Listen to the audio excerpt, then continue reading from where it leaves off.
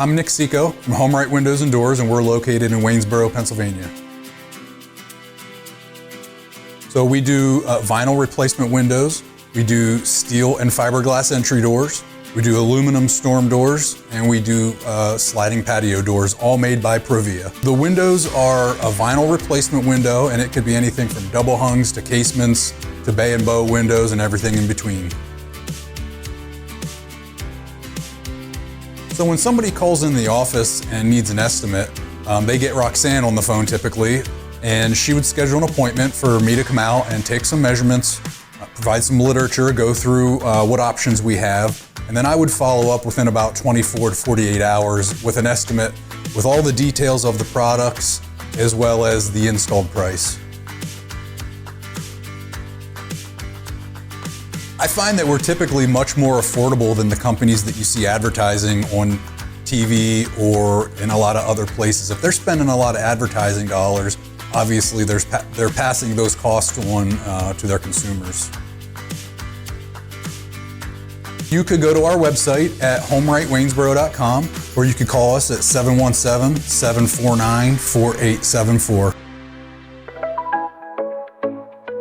Local and live, covering Franklin and Washington counties, it's Let's Talk TriState. Welcome back to Let's Talk TriState, all powered by Home Right Windows and Doors in Waynesboro, the right choice online at homerightwaynesboro.com. We have Brittany Arizmendi, who is, a frequent visitor, and so thank you for coming back today.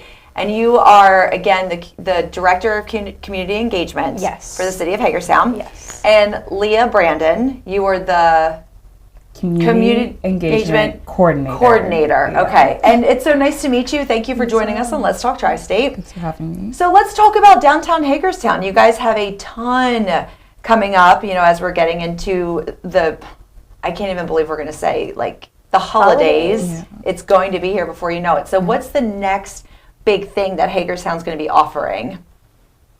So we have Music in the Plaza this Friday evening. Music in the Plaza is in conjunction with Thunder in the Square, which is a classic car show.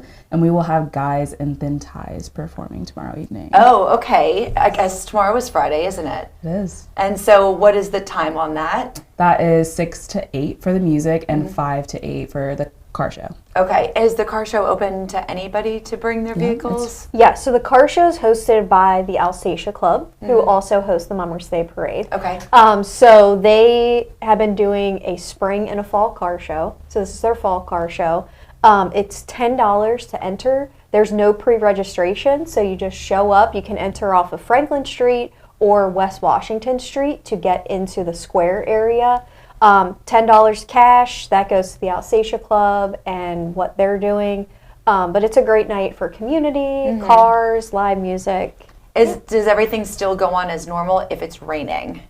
No. Okay. No. Because the weather's been iffy this The weather week. looks great for tomorrow. Oh, good. Does it? Okay. That's good. I don't mean to jinx it. So we hope it it stays that way. Okay. All right. But if it rains, because a lot of people with classic cars, they don't dare bring their cars out if it's raining. I think there is a rain date scheduled for Friday, October 3rd for the car show. I'm not sure. We would have to see in regards to Music in the Plaza what that would look like if the band has the ability to reschedule.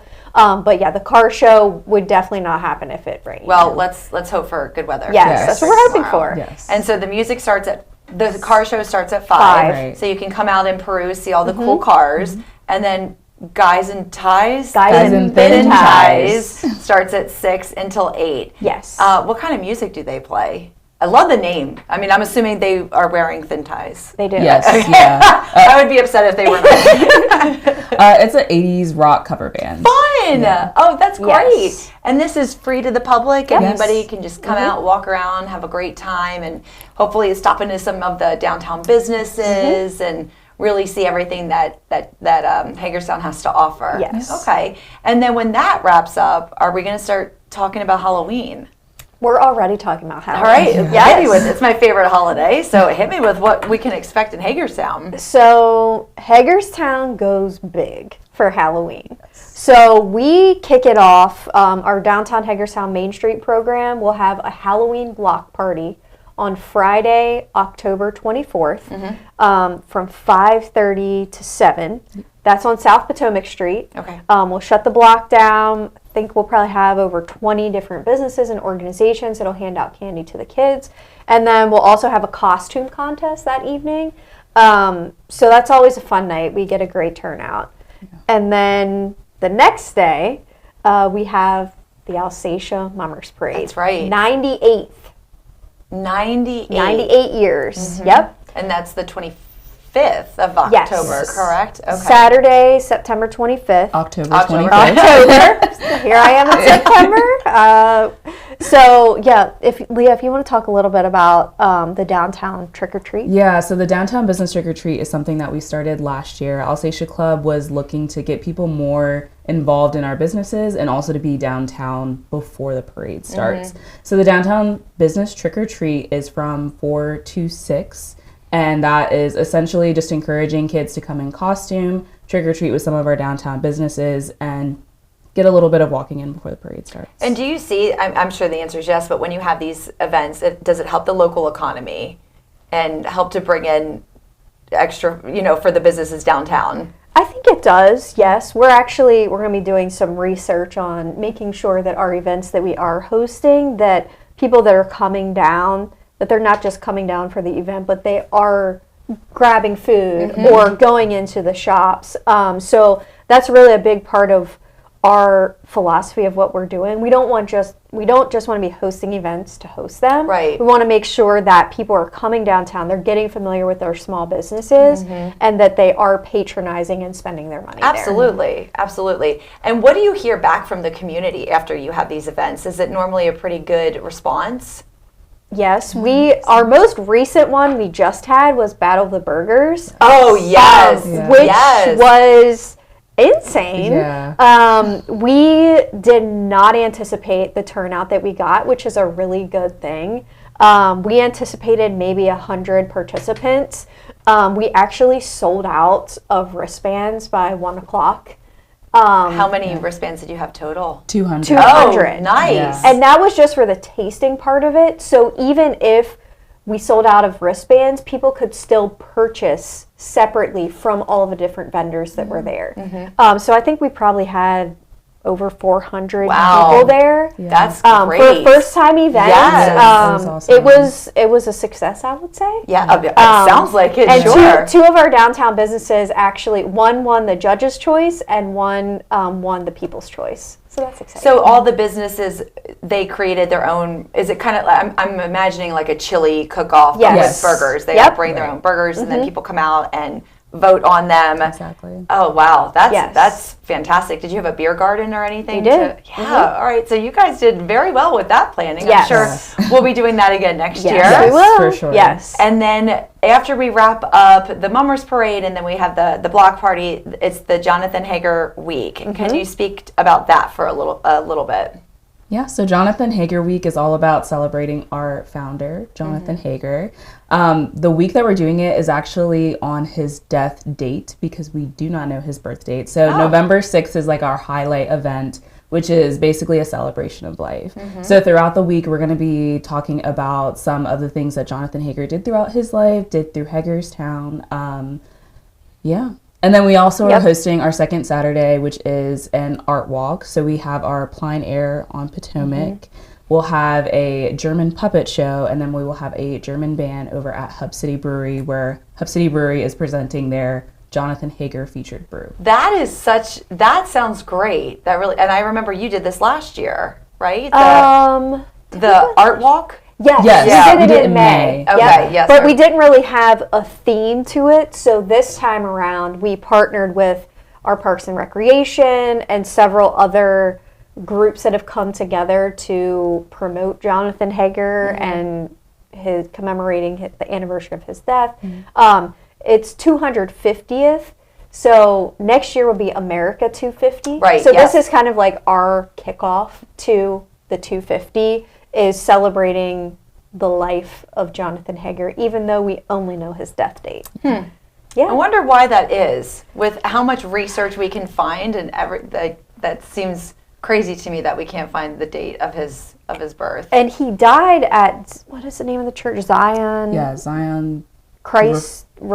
I don't know. Sorry. No, yeah. It's Zion something, but that's where he died.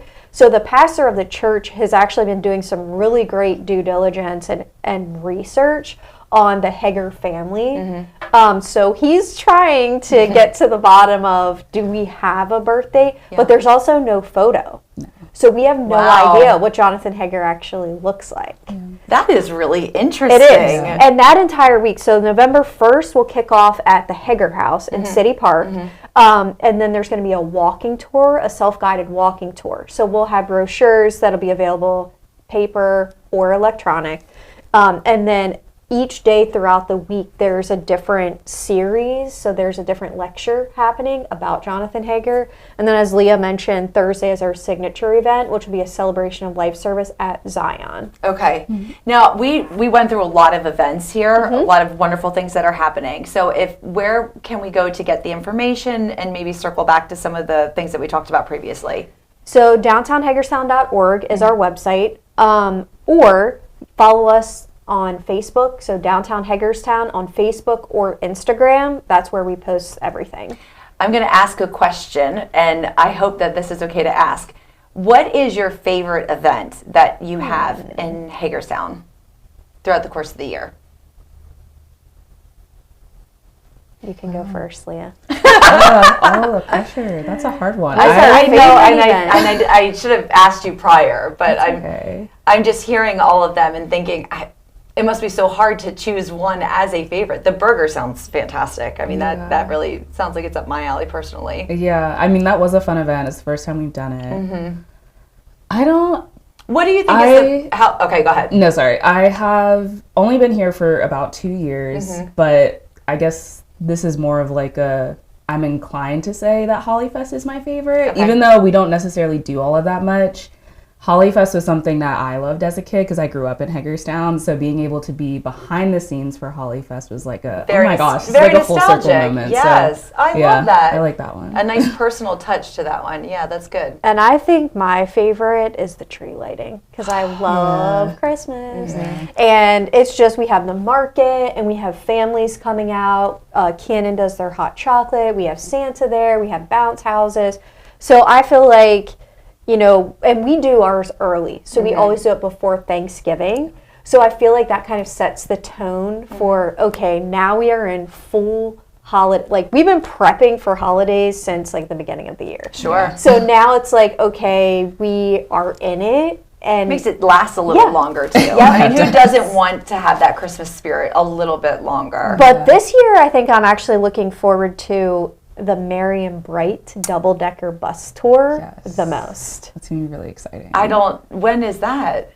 Friday, December 12th. Okay. Tickets go on sale October 1st. That's next week. There are only 3 time slots available with how many tickets each? I think around like 40. Yeah, probably about 40 tickets. Yeah. We think tickets are going to go super fast. This is the first year we've done this, but we have a route through the city of Hagerstown, and there's a bus company called Maryland Double Deckers. It's a big yellow British double-decker bus. Like I would see in the movies. I'm thinking Vince Vaughn in The Breakup. Yes, exactly. Yep. Okay. Yep. And so it's about a 45-minute driving tour through the city. How cool. Yeah. So we're excited. That is a really great idea. That would be so cool. I live in Greencastle. If they were doing something like that in Greencastle, I would absolutely want to know all the ins and outs and the history and that kind of transportation. Very cool. You guys have a lot of great things happening in Hagerstown. So thank you for sharing the information. Is there anything else that we didn't cover that you want to make sure that we talk a little bit about before we wrap up today? Nope. Just come support our small businesses, our shops, restaurants, especially during the holiday season. Well, thank you, ladies, so much for being here with us today. Thank you. You're welcome.